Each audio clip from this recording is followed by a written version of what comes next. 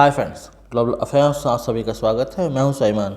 ये जो video clip आप देख रहे हैं ये इंडिकेट करता है कि इस समय यूके में क्या स्थिति है और कैसे प्रो खालिस्तानी एक्सट्रीमिस्ट लोगों ने वहां पर आतंक मचाया हुआ है। दरअसल हमारे विदेश मंत्री एस जयशंकर यूके आए हुए थे एक मीटिंग अटेंड करने लंदन में। वो मीटिंग अटेंड करके निकलते हैं बाहर, तभी बाहर जो प्रो खालिस्तानी एक्टिविस्ट हैं वो प्रोटेस्ट करते हैं एस जयशंकर जी के सामने, और एक यूथ कोशिश करता है to damage Indian flag, Indian tricolour, उसे डैमेज करने की कोशिश करता है एस जयशंकर जी के सामने। तब तक पुलिस एक्टिव नहीं होती, लेकिन जब बात आगे बढ़ जाती तब पुलिस वहाँ पर आती है और उसे कंट्रोल करती है। इससे ये पता चलता है कि इस समय जो यूरोप है, कनाडा है, वहाँ पर किस प्रकार से खालिस्तानी नेटवर्क इतना एक्टिव है। हम कनाडा में तो देखते ही रहते हैं कि खालिस्तानी एक्टिविस्ट का, खालिस्तानी टेररिस्ट का कैसा एक गठजोड़ है वहाँ के पॉलिटिशियन के साथ, लेकिन यूके में भी हम यदाकदा के देखते ही रहते हैं। और एस जयशंकर जी के सामने ये देखा जाना कि एक ऐसा खालिस्तानी युवक आता है और हमारे ट्राई कलर को डैमेज करने की कोशिश करता है, उनके ऊपर हमले करने की कोशिश करता है, ये दिखाता है कि सुरक्षा में चूक हुई और यूके गवर्नमेंट की तरफ से ये लैप्स ऑफ सिक्योरिटी थी, उनकी तरफ से ध्यान नहीं दिया गया। जब यूके की बात होती है, उनको कोई इशू होता है तो उसे वे हाई लेवल उठाते हैं। हमारे यहाँ यूके हाई कमीशन के पास एक पब्लिक टॉयलेट बनाने का प्रस्ताव था, तो उसे यूके हाई कमीशन ने इसलिए नहीं बनाने दिया क्योंकि उनको लगा इससे उनके हाई कमिश्नर की सिक्योरिटी ब्रीच होती है। उन्होंने इसको हाई लेवल पे उठाया, लेकिन हमारे विदेश मंत्री पर हमले करने की कोशिश करते हैं, लेकिन कोई खास एक्शन नहीं लिया जाता। इससे पता चलता है कि यूरोप की हिपोक्रेसी किस लेवल पर जा चुकी है और ये क्या कर सकते हैं और ये क्या सोचते हैं। मतलब दूसरे देशों को फॉर ग्रांटेड लेते हैं और खुद की सिक्योरिटी की इन्हें कितनी ज़्यादा चिंता है, जहाँ पर यूके हाई कमीशन इतना डर जाता है कि उन्हें ये पसंद नहीं आता कि उनकी विसिनिटी के पास एक पब्लिक टॉयलेट बन जाए।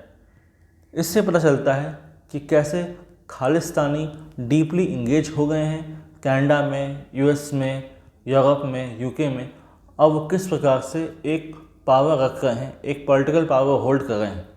यूके बोलेगा कि हमारे यहाँ फ्रीडम ऑफ स्पीच है, एक्सप्रेशन है, ठीक है, लेकिन इस हद तक जहाँ पर एक देश का डिप्लोमेट या किसी देश का मंत्री उसके ऊपर हमला हो सकता है, इससे आप होने दे सकते हैं।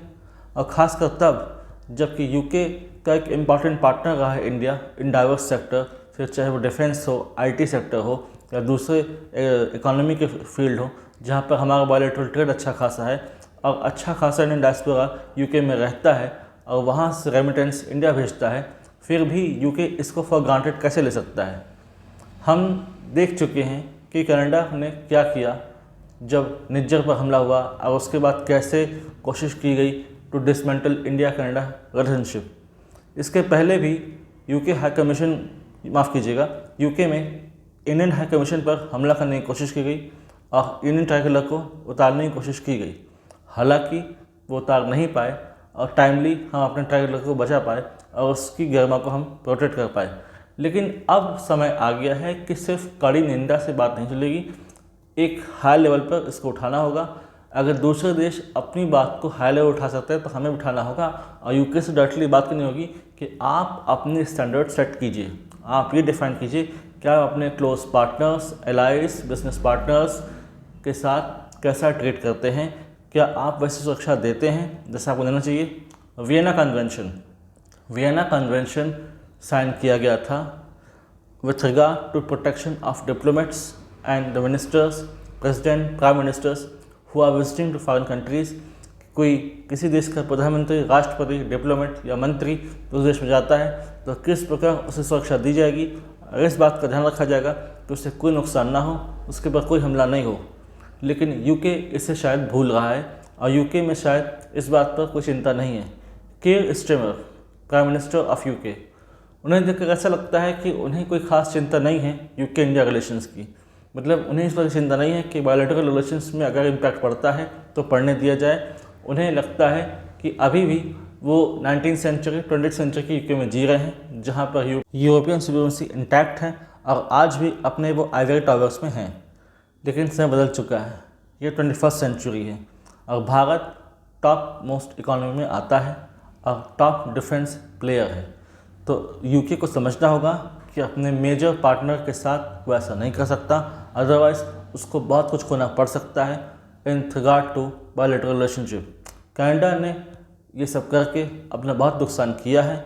आज कनाडा की हालत खस्ता हाल है, वो दाने दाने को मोहताज है, उनकी इकोनॉमी ध्वस्त हो चुकी है और उन्हें लगातार ट्रंप का शिकार होना पड़ रहा है। ट्रंप उन्हें रोज़ धमकाते हैं और यही हाल शायद अब यूके का हो सकता है यदि उसने इस बात को ध्यान नहीं दिया तो। ट्रंप, जी हाँ, जिसे आज पूरा यूरोप परेशान है, वो कनाडा को भी ग्रांटेड लेते हैं और यूके को ग्रांटेड लेते हैं। उन्हें कोई फ़र्क नहीं पड़ता कि अपने अलाइज के साथ कैसे बात करना चाहिए, कैसे डील करना चाहिए। इसलिए यदि यूके चाहता है कि उसकी रिस्पेक्ट बनी रहे, सॉवरेनिटी इंटैक्ट रहे, इंटीग्रिटी इंटैक्ट रहे, तो फिर उसे इसको लेकर काम करना होगा। जितने भी खालिस्तानी लिंक्स हैं टू द डीप, उन्हें बस्ट करना होगा, फिर चाहे वो यूके हो, कनाडा हो या यूरोप हो, कोई और हिस्सा हो। और ये तय करना होगा कि Khalistanis can not be tolerated with, specially when it comes to India. आप खालिस्तानियों को नहीं पाल पोस सकते, अदरवाइज़ फिर आप बहुत बड़ा पार्टनर खोएंगे और आप अलग थलग पड़ जाएंगे। और अगर यूके इस पर सोचता है तो उसी का फ़ायदा है, क्योंकि यहाँ पर बायलैटरल रिलेशंस में अब डायनामिक्स चेंज होते जा रहे हैं और शिफ्ट भी मूव कर रहा है। विश्व भी अब बाइपोलर नहीं रहा, अभी मल्टीपोलर हो चुका है और प्लेयर्स एक्टिव आ गए हैं जो कि यूएस और रशिया को रिप्लेस कर सकते हैं और अपने लिए एक स्थान खोज सकते हैं, अपना निश क्रिएट कर सकते हैं। इसलिए यूके को इस पर सोचना होगा और स्ट्रिक्ट एक्शंस लेने होंगे। और गवर्नमेंट इंडिया को भी इसमें हायर लेवल पर बात करनी होगी यूके से, ताकि भविष्य में ऐसी कोई घटना ना घटे जो इस वक्त घटी है, ताकि इंडिया यूके रिलेशंस इंटैक्ट रहें और फ्रूटफुल रहें और कॉर्डियल रहें। I hope government of India इस पर जरूर कोई एक्शन लेगा और यूके भी सोचेगा। इससे रिलेटेड कोई इन्फॉर्मेशन आती है, I will make a separate video in this regard. Do like, comment, share, subscribe the video and widely spread this video for the knowledge of people। अगर आप हमसे जुड़ना चाहते हैं तो आप इंस्टाग्राम, टेलीग्राम के थ्रू हमसे जुड़ सकते हैं। तो link is given in description. Thanks for watching. जय हिंद, जय भारत।